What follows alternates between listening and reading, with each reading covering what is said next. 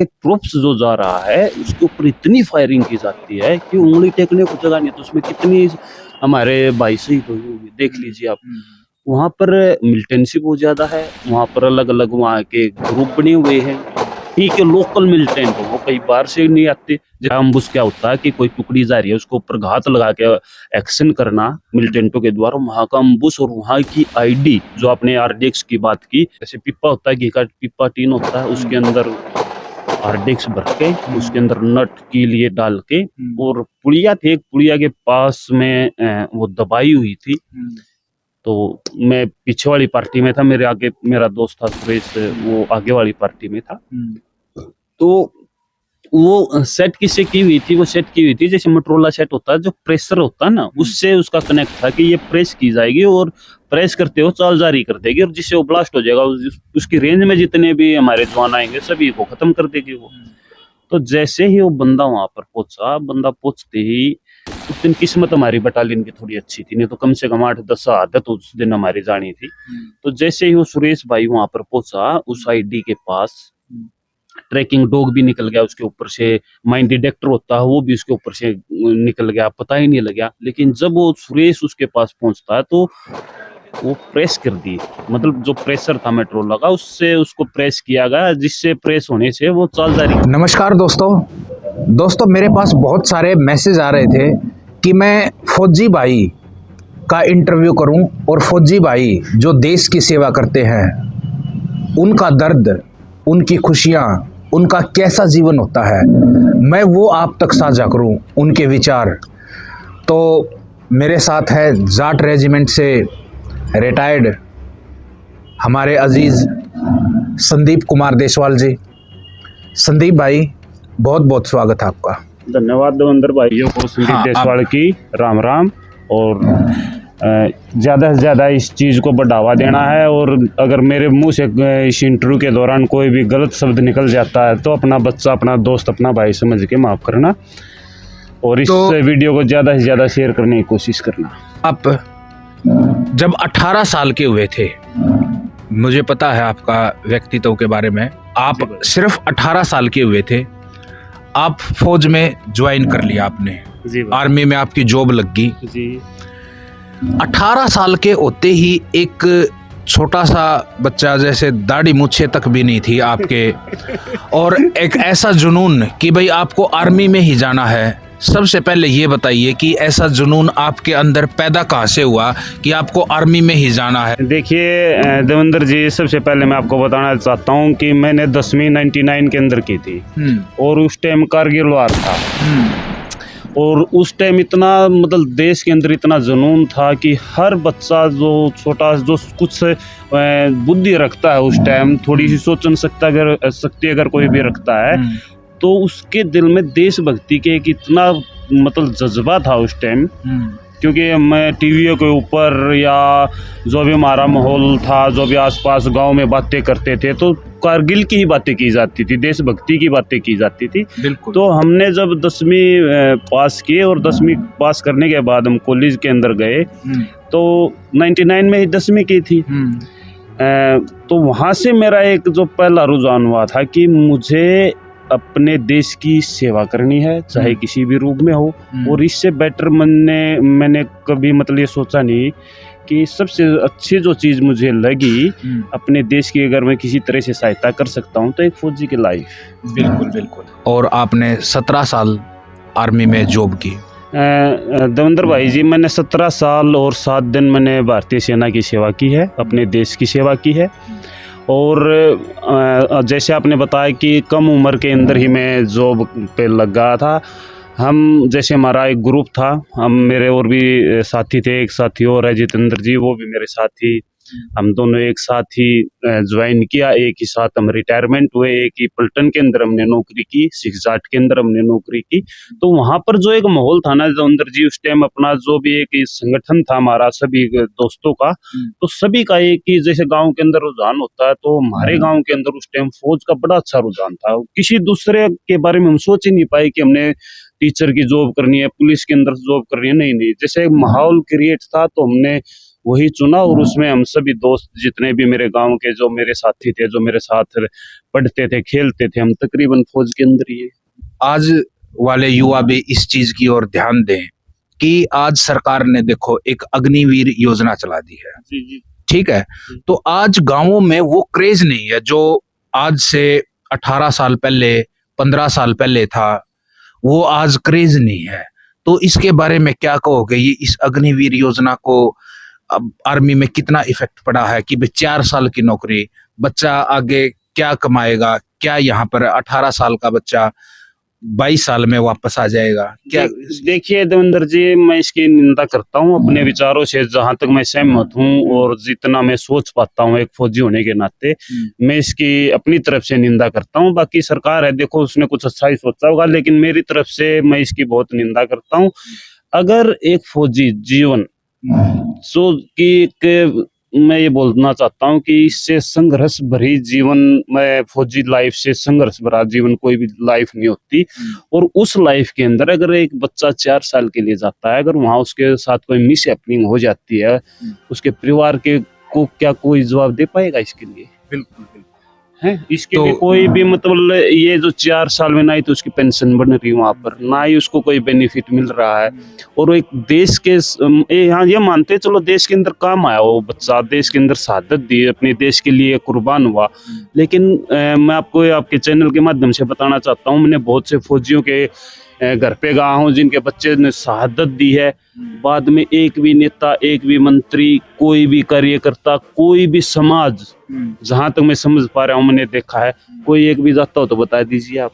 नहीं जाता। वैसे एक बार जब शहीद होता है उसके बाद भूल जाते उसके हैं। परिवार, उसकी माँ, उसके बच्चे, उसकी पत्नी, उसके भाई, उसके बहन, क्या कोई पूछता है इस चीज को? कोई नहीं पूछता। तो कम से कम मैं आपके चैनल के माध्यम से अगर कोई सरकार से सिर्फ इतना ही कहना चाहूंगा कि जो मेरे भाई अग्निवीर के अंदर जा रहे हैं उनके बारे में अच्छा सोचा जाए, उन्हें प्राथमिकता हर जगह दी जाए, उनकी लाइफ को सिक्योर किया जाए। अगर किसी के साथ मिस हैपनिंग होती है तो उसके बच्चों के बारे में जरूर सोचा जाए। 18 साल की एज में आप बरेली रेजिमेंट के अंदर गए, आपकी ट्रेनिंग थी, वहां पर आपके अंदर क्या माइंड में आया कि भाई इतनी टफ ट्रेनिंग कि आप अपने वापस उसी दौरान वहीं चले जाइए? 2002 की बात है ये, 2001-2 की बात, 2001 या 2 की। तो आप उस टाइम को याद कीजिए और बताइए अपने अनुभव कि आप के माइंड में था कि इतनी टफ ट्रेनिंग आपने वहां जाकर, क्या आपका एक बार मनोबल डाउन हुआ या आपका मनोबल हाई ही रहा? तो किस तरीके से कोई चैलेंजेस आए ट्रेनिंग के दौरान? आप देखिए भाई देवेंद्र भाई, चैलेंज बहुत थे लाइफ के अंदर, बहुत चैलेंज देखे। एक गरीब घर का बच्चा, जब आप सोचिए आज के दौर के अंदर 18, 17, 17.5 साल का, 18 साल का क्या वो बच्चा होता है, उसको तो अच्छी से समझ भी नहीं होती। और हम उस टाइम में अपने घर की स्थिति को देखते हुए फौज के अंदर चले गए थे। तो वहां पर जो चैलेंज आए, वहां पर एक सिविल लाइफ के अंदर से बच्चा अगर जिसकी उम्र ही दाढ़ी मूंछ हमारे आई ही नहीं थी, हमने तो नौकरी के 4 या 5 साल बाद तो मैंने दाढ़ी शेविंग करनी शुरू की थी। तो वो बच्चा जब एक इतने टफ ट्रेनिंग सेंटर के अंदर चल जाता है, जो कि हमारी जाट रेजिमेंट उस एक महान रेजिमेंटों में आती है, हमारा ग्रुप है जो एक मतलब महान ग्रुप के अंदर आता है और बहुत पुरानी रेजिमेंट है, हमने नाम सुना हुआ था जाट का। और जब हम वहाँ पर ट्रेनिंग के दौरान गए तो एक सिविल लाइफ से और एक फौजी लाइफ में ढलने के लिए पनिश भी किया जाता है। इतना मतलब पनिश किया जाता था हमारे को, इतना मजबूत किया जाता है एक जवान को, इतनी हार्ड ट्रेनिंग दी जाती है, पिटाई भी की जाती है, पिट्ठू भी लगाए जाते हैं, 20-20 किलोमीटर मार्च भी करवाया जाता है। मनोबल तो डाउन हुआ, लेकिन जैसा है कि आपने बोला कि एक जुनून था और एक जो हर फौजी के दिल में होता है कि मैं अगर यहाँ से चला जाऊंगा, वापस अपने घर पे चला जाऊंगा, तो मैं अपने माता पिता, अपने समाज को, अपने भाईचारे को क्या मुंह दिखाऊंगा। बिल्कुल, ये एक सोचन शक्ति हर जवान के अंदर होती है। लेकिन वहाँ पर जो हार्ड 1 या 2 बार ही मन में ऐसा आता है कि चल संदीप ये तो गलत आ गए हैं और हमें वापस जाना चाहिए, लेकिन इस कहीं ना कहीं ये दिल में एक ये होती है, बात होती है कि समाज क्या बोलेगा। बिल्कुल। कल हम अपने समाज को, अपनी युवा पीढ़ी को क्या सिखा पाएंगे। हमें ही देख के हमारे आगे आने वाली युवा पीढ़ी, हमारे बच्चे, हमारा समाज आगे बढ़ेगा। अगर हम ही कोई स्टेप नहीं लेंगे। आज एक छोटी सी चीज, और एक हमारे जो गुरु थे वो बोलते थे कि बेटा मेहनत करने से कभी कोई नहीं मरता, आप आगे स्टेप रखें, एक ना एक दिन आपको कामयाबी जरूर मिलेगी। और हम उनकी गाइडेंस पे चलते रहे। जिस पृथ्वी पर देवेंद्र भाई जी ये बताइए कि भगवान श्री कृष्ण, भगवान राम बगैर संघर्ष तो उन्हें भी कुछ नहीं मिला। भगवान राम जब 14 साल वनवास काट सकते हैं, एक भगवान होते हुए, एक राजा होते हुए, हम तो इंसान है, उन्हीं की गाइडलाइंस पे सीखा। और जितना भी हमारे अंदर नॉलेज है, हमने सिर्फ एक ही बात सीखी है, हार्ड मेहनत कीजिए, सफलता जरूर मिलेगी। किस्मत का रोना मत रोइए, किस्मत हमेशा कर्म से और कर्म हमेशा मेहनत से बनता है भाई। संदीप भाई, ट्रेनिंग के बाद आपकी पोस्टिंग कश्मीर में आई या फिर आप नागालैंड साइड गए थे, कहाँ पे गए थे? मेरी पहली पोस्टिंग थी भाई तिनसुकिया थी। ये देवेंद्र भाई, तिनसुकिया बिल्कुल लास्ट बॉर्डर पड़ता है हमारा, दीमापुर से आगे बिल्कुल नॉर्थ ईस्ट में तिनसुकिया है, वहां पर मेरी पहली पोस्टिंग थी। उसके बाद मैं JNK में रहा 10 साल के आसपास, मैंने JNK काटा है। जम्मू में रहा 3.5 साल। उसके बाद सुंदरबनी में रहा। उसके बाद मैं बारामूला उड़ी सेक्टर के अंदर मैंने नौकरी की है। उसके बाद मैंने ILT, जो हमारी सिक्किम है, जो बाबा का मंदिर है, आपने कभी देखा हरभजन बाबा, हरभजन का, वहाँ पर हमने नौकरी की ILT के ऊपर। उसके बाद नागालैंड के अंदर मैंने नौकरी की, मणिपुर के अंदर मैंने नौकरी की, असम के अंदर मैंने नौकरी की। और उसके बाद हमने मऊ, इंदौर, जो कि एक बहुत अच्छा ट्रेनिंग सेंटर है, वहाँ के अंदर हमने नौकरी की। तो ये कुल मिला के हमने इसी जगह पे भाई जी मैंने नौकरी की। नागालैंड, मणिपुर के बारे में, दीमापुर के बारे में बता रहे थे। बहुत सारे हम जैसे टेंगो चार्ली मूवी देखते हैं, उसमें दिखाया गया है कि भाई आर्मी वाले कि ऐसे गश्त कर रहे हैं, वहां पे जा रही हैं गाड़ियां। पुराने समय में RDX लगा के गाड़ियां उड़ा देते थे। जी भाई। या वो तीर रखते थे। मतलब ऐसी, मतलब वहां पे क्या सिचुएशन ऐसी आई आप ड्यूटी के दौरान, वहां पे कुछ मतलब ऐसा कुछ माहौल है या फिर आर्मी ने वहां पे अभी पीसफुल माहौल बना दिया? नहीं भाई साहब, ऐसा कोई पीसफुल माहौल वहां पर नहीं है। हम जब पहली बार, जैसे मैं नागालैंड के अंदर हम पोस्टिंग गए, तो वहां पर उस एरिया के अंदर हमारे को 1 महीने की ट्रेनिंग दी जाती है। वहां पर ट्रेनिंग स्कूल बने हुए हैं। उस एरिया के बारे में, उस जो फील्ड होता है, जो भी है, जो भी कल्चर है वहाँ का, लोग हैं, किससे कैसी बातें करनी है, कैसी वहां पर भाषाएं होती हैं, उस पूरे एरिया की हमारे को जानकारी दी जाती है। तो वहां पर 1-1.5 महीने 2 महीने हमारी ट्रेनिंग चलती है। तो वहां पर जब हम गए, तो मैंने वर्कशॉप होता हमारे गाड़ियों का वर्कशॉप, एक GR की पलटन थी हमारे से पहले, वो वहां पर नौकरी करके गई हुई थी। तो वहां पर गाड़ी 2-3 गाड़ियां खड़ी थी वहां पर वर्कशॉप के अंदर, जो गाड़ियां ठीक होने के लिए आई हुई थी। तो हमारे को दिखाया गया वहां पर, उस गाड़ी के अंदर उंगली टेकने को जगह नहीं थी, इतनी फायरिंग उस गाड़ी के ऊपर की हुई थी। तो वहां जब हमने वो चीजें देखी, पहली बार हम गए नागालैंड के अंदर, तो दिमाग में कहीं ये आया कि ये तो ठीक नहीं है कि एक ट्रूप्स जो जा रहा है उसके ऊपर इतनी फायरिंग की जाती है कि उंगली टेकने को जगह नहीं। तो उसमें कितनी हमारे भाई शहीद हुए होंगे, देख लीजिए आप। वहां पर मिलिटेंसी बहुत ज्यादा है। वहां पर अलग अलग वहां के ग्रुप बने हुए हैं। कोई किस तरह का ग्रुप है, कोई कोसाई ग्रुप। हम जिस प्रकार हमारे यहाँ पर मोहल्ले होते हैं, वहां पर इस टाइप के ग्रुप बने हुए हैं मिलिटेंटों के। वहीं के लोकल मिलिटेंट है, वो कई बार से नहीं आते। जैसे वो आवाज निकालते हैं, संकेत देते हैं, वो जानवर की आवाज निकालते हैं। जी भाई जी, हाँ बिल्कुल भाई जी। और मैं आपको बताना चाहता हूँ कि चैनल के माध्यम से, वहाँ का अम्बुश होता है। अम्बुश क्या होता है कि कोई टुकड़ी जा रही है, उसको ऊपर घात लगा के एक्शन करना मिलिटेंटों के द्वारा। वहाँ का अम्बुश और वहाँ की ID, जो आपने RDX की बात की, कभी फेल नहीं होता। वो इस तरह से टारगेट करते हैं कि कोई टुकड़ी अगर कोई जा रही है, पूरी टुकड़ी को खत्म करेंगे, एक भी इंसान बच ही नहीं सकता। इस तरह से अगर वहां पर हमने कोई लापरवाही, अगर हमारे जीवन में हमने थोड़ी सी भी लापरवाही बरत दी ड्यूटी के दौरान, तो वहां पर मुश्किल है, बहुत ज्यादा मुश्किल है भाई। तो इस ऐसे एरिया में हमने नौकरी की है। किस्सा भी मैं आपको बता देता हूँ। मेरा दोस्त है सुरेश डूल।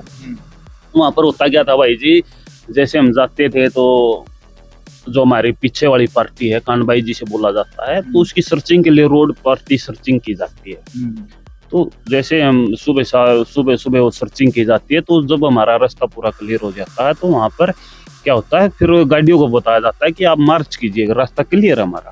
तो जैसे हम गश्त करके जा रहे थे, एक किस्सा छोटा मैं बता देता हूँ आपके चैनल के माध्यम से कि ऐसे ऐसे हादसे भी वहाँ पर होते हैं। तो वहाँ पर क्या था भाई जी, एक जैसे पिप्पा होता है, घी का पिप्पा टीन होता है, उसके अंदर हार्डिक्स भर के उसके अंदर नट की लिए डाल के, और पुड़िया थी, एक पुड़िया के पास में वो दबाई हुई थी।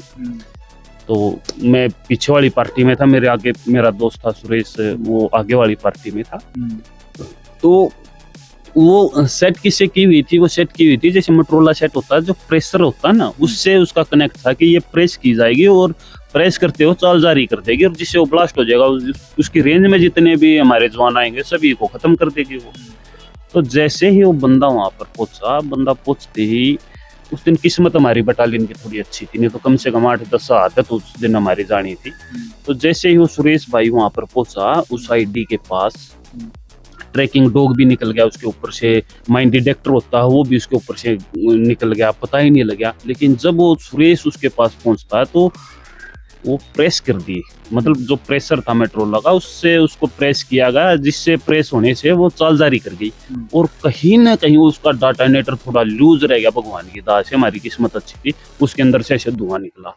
धुआं निकलते जैसे उस सुरेश ने देखा कि यहाँ तो आईडी है, आईडी करते उसने बताया अपने पीछे ट्रूप्स को खबर दी कि ऐसी ऐसी आईडी है। तो हम सारे जने उस एरिया को हमने कोऑर्डिनेट कर लिया, पूरे को घेर लिया, पीछे वाले सभी हमने साधन थे वहां पर बंद करवा दिए, कोई भी नहीं जाएगा। जैसे स्क्वाड को बुलाएगा ब्रिगेड से, आईडी स्क्वाड होते हैं भाई जी इसके अंदर, वो जैसे ही आए उन्होंने देखा इतना बारूद, अगर वो बारूद फट जाता ना भाई साहब, जैसे आपने पुलवामा देखा, अटैक देखा है, कितना भयंकर अटैक था, तो वैसा ही अटैक होना था। और कम से कम हमारे 8 से 10 जवान शहीद होने थे, लेकिन बाबा की मेहर थी, हमारे ऊपर बजरंगबली की मेहर थी। और मेरे को आज भी वो दिन याद है जब उस भाई आया और शाम को जब हम मिले दोनों, दूर से भाग के और मेरी छाती का लग गया, बहुत रोने लगा वो भाई भी, आंसू निकला है हमारे दोनों के, बोले आज तेरा भाई नहीं बचता यार, आजाद नहीं थे वहाँ। तो ये हमारे साथ बहुत से ऐसे तो बहुत से हादसे हुए हैं, लेकिन एक छोटा सा हादसा आपके चैनल के माध्यम से बताना चाहता हूँ। उसके बाद आप कश्मीर रहे, जो कि मिलिटेंट के लिए प्रसिद्ध है, और पाकिस्तान से सीज फायर तो वहाँ पे होता ही रहता है। तो कश्मीर का कोई ऐसा बताइए, आप उड़ी सेक्टर में रहे, उड़ी 10 सेक्टर पे उसके ऊपर मूवी भी बन चुकी है, और उड़ी में जिस तरीके से हमारे भाई शहीद हुए थे, तो वहाँ पे आपकी ड्यूटी रही। तो उड़ी के बारे में ऐसा कोई आप अपना अनुभव साझा कीजिए कि भाई सीज फायर के दौरान या ऐसी कोई कार्रवाई में आप मिलिटेंट के सामने ऐसा कोई फेस किया है कोई बात? जी जी बिल्कुल भाई जी, मैं उड़ी सेक्टर में 2014 से 2017 के बीच में रहा था। तो राष्ट्रीय राइफल के अंदर मेरी ड्यूटी थी। तो 34 RR हमारी राष्ट्रीय राइफल है जाट ग्रुप की, बहुत मानी हुई अशोक चक्रा बटालियन है, उसके अंदर मैंने ड्यूटी की। मई 2014 से 17 के आसपास तक मैं वहाँ पर रहा था। ऐसे किस्से भाई जी वहाँ पर अक्सर होते रहते हैं। फेंसिंग पर हमारी ड्यूटी है, वो जो 34 RR थी हमारी, वो फेंसिंग के ऊपर डिप्लॉयड थे हम वहाँ पर। तो वहाँ से मात्र ही आपको मैं बताना चाहता हूँ, ऐसी ऐसी पोस्ट थी हमारी जिसका मात्र फैसला 200 300 500 मीटर के आसपास था हमारा। वहाँ आपको मैं ये बोलते हैं ना कि मुश्किल क्या है, जो आज की युवा पीढ़ी हम उनको बताना चाहता हूँ। हम भाई जी जैसे ऑपरेशन जाते थे हमारे, तो ऑपरेशन के दौरान जैसे यहाँ पे इतनी हाइट पे पाकिस्तान की पोस्ट थी, 3-3 रात उनकी पोस्ट के नीचे, मात्र उनकी पोस्ट से 200-300 मीटर नीचे 3-3 रात वहाँ थंडरिंग भी होती थी, बारिश भी होती थी, बर्फ का भी सीजन आता था। वहाँ पर सबसे ज्यादा हमें जानवरों से भी खतरा था, क्योंकि वहाँ पर जंगल बहुत ज्यादा था और उसके कारण वहाँ पर चीते भी थे, जानवर भी थे। वहाँ हमने अम्बुस लगाए हैं, वहाँ हमने ड्यूटी की है, 3-3 रात तक बगैर खाए बगैर पिए हम वहाँ पर बैठे रहे हैं। और ऊपर से हमने बिल्कुल हरकत भी देखी उनकी।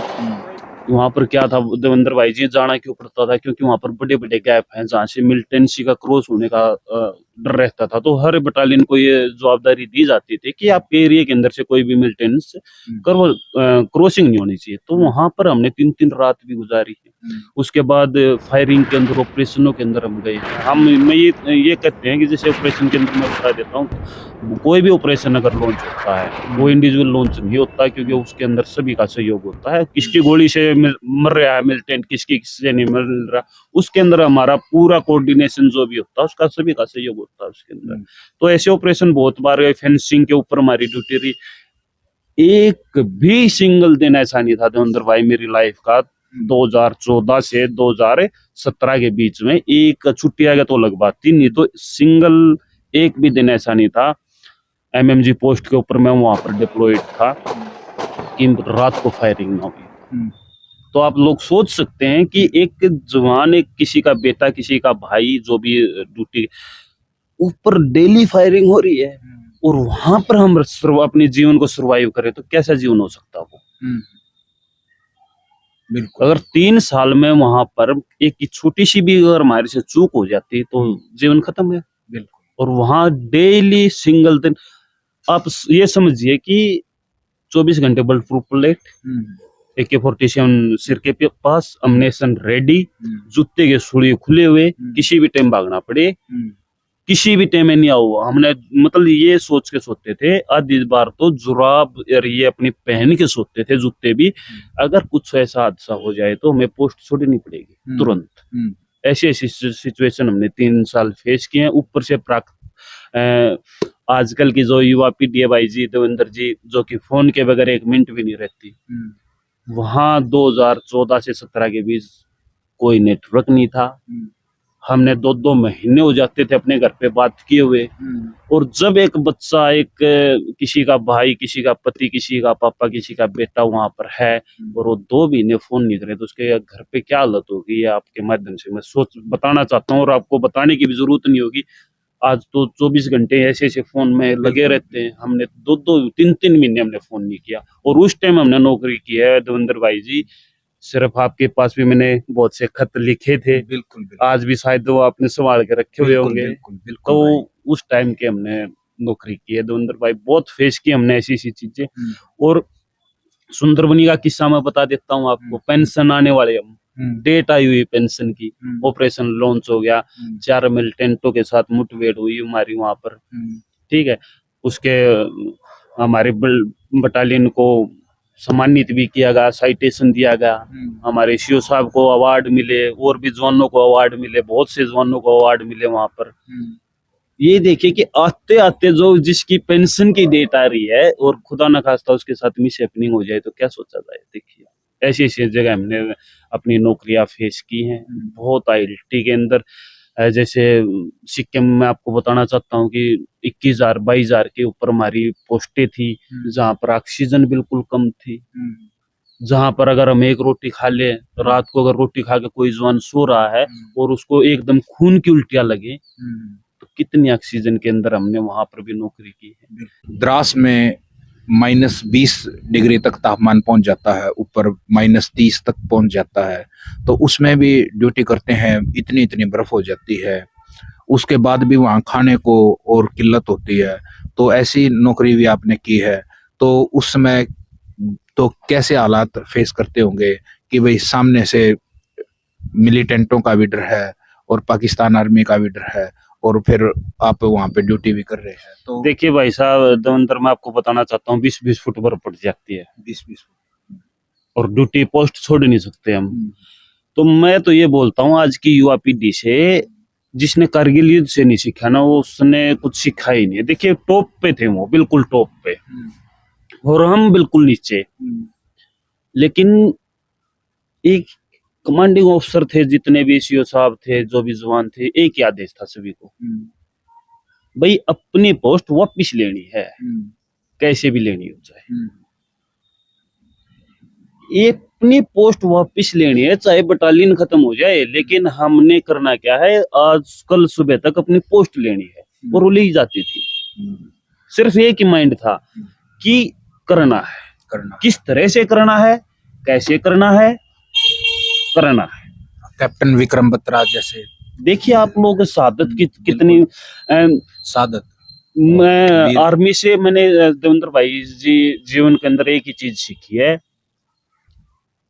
इम्पॉसिबल कुछ भी नहीं है। बिल्कुल ये मेरी लाइफ का सबसे बड़ा एक मोटो है। मैं कभी भी किसी भी इस परिस्थिति के अंदर हमेशा ये कहता हूँ कि इम्पॉसिबल कुछ भी नहीं है, हर चीज पॉसिबल हो सकती है, क्योंकि वो चीजें हमने फेस की हुई हैं, उस चीजों से हम गुजरे हुए हैं। जब हमारे फौजी भाई कारगिल के अंदर अपनी पोस्टों को ले सकते हैं, ऊपर से फायर, एक एमएमजी आज लगा दीजिए आप जींद शहर के अंदर, एक एमएमजी लगा दीजिए, एक एक कदम आगे नहीं रखनी देगी सिविलियन को, एक कदम भी नहीं रखते। और वहां पर एमएमजी चल रही थी, ग्रेनेड चल रहे थे, पीछे से बोफोर्स के फायरिंग हो रही थी, फिर भी हमारे जवान उस टेकड़ी पे चढ़े, चाहे कितनी भी कैजुअलिटी हुई वहां पर चढ़े, लेकिन एक ही जहन में बात है कि वो लेनी है अपनी मातृभाषा, जो हमारी मातृ भूमि है, जो हमारी जमीन है, एक इंच भी हम फिलहाल आप क्या कर रहे हैं, मतलब कैसा, मतलब फौज के आने के बाद आपका लाइफ चल रही है? थोड़ा देखिए देवेंद्र भाई जी, मैं आपको बताना चाहता हूँ कि मैं अपनी भारतीय सेना से बहुत प्यार करता हूँ और मेरा आने का कोई मोटो भी नहीं था, लेकिन हर फौजी के साथ एक परिस्थिति आती है अपनी फैमिली के रिगार्डिंग, बच्चों के रिगार्डिंग। आपने सुना होगा, हमने भी फेस की हैं सभी चीजें। जब माँ की मार बच्चे को कभी नहीं सुधार पाती, कोई गोल्डन बॉय ही होते हैं, तो पिता का साया होना बहुत जरूरी है, उसका आसपास होना बहुत जरूरी है। तो मेरा एक मेन रीजन था मेरे बच्चों के रिगार्डिंग कि मैं अपने बच्चों को एक ऐसी एजुकेशन दूं, एक अच्छा नागरिक बनाऊं, जिससे वो, मैंने जितनी सेवा की है भगवान की दास है, वो भी आगे चल के सेवा कर सके। ये भावना मैं अपने बच्चे के साथ रह के, उनके साथ लग के ये चीजें दूं। बिल्कुल। अभी जैसे मैं इरिगेशन डिपार्टमेंट के अंदर जॉब कर रहा हूँ, आते ही मेरी नौकरी इरिगेशन डिपार्टमेंट के अंदर हो गई थी। तो यहाँ पर भी रह के मैं यही चाहता हूँ कि, क्योंकि हमारा नहर का जो भी सिस्टम है, पानी के रिगार्डिंग ये हमारा है, तो हमारी जितने भी हम एम्प्लॉयज हैं, जो भी हमारे साथी हैं, सभी की यही एक टारगेट है कि हर खेत के अंदर हम पानी लगाएं। किसान, जो एक कृषि प्रधान हमारा देश है, उसके अंदर जो भी किसान हमारे पास आता है, जो भी हमारे काके ताऊ चाचे आते हैं, जो भी वहाँ हमारे रिगार्डिंग जो भी काम होता है, देवेंद्र भाई जी, हम एक मिनट भी लेट नहीं करते उस चीज को। आते ही फर्स्ट प्रायोरिटी हम किसान को देते हैं कि ये किसान एक अन्नदाता है, जय जवान जय किसान का नारा है हमारा, तो किसान भी कहीं समृद्ध होगा तो वो भी एक देश की सेवा करेगा। बिल्कुल बिल्कुल। और इसी भावना के साथ मैं यहाँ पर लगा हुआ हूँ, और मैं आपको आपके चैनल के माध्यम से आश्वासन दिलाता हूँ कि मैं जब तक इरिगेशन डिपार्टमेंट के अंदर हूँगा और अपना तन मन धन से अपने देश की यहाँ पर भी रह के सेवा करूंगा। आपने शेयर किए, साझा किए हैं। तो ये थे संदीप सिंह देसवाल, और बड़े ही डिसिप्लिन इंसान हैं, बड़े ही अच्छे व्यक्ति हैं। तो Sandeep Singh Deswal army man, Jat regiment में इन्होंने जॉब की है। तो बहुत ही आगे आने वाली वीडियोस भी हमारी शानदार होने वाली हैं। तो ऐसे ही वीडियोस को आप प्यार करते रहिएगा, लाइक जरूर कीजिए, मैक्सिमम शेयर जरूर कीजिए दोस्तों। जय हिंद दोस्तों। जय हिंद।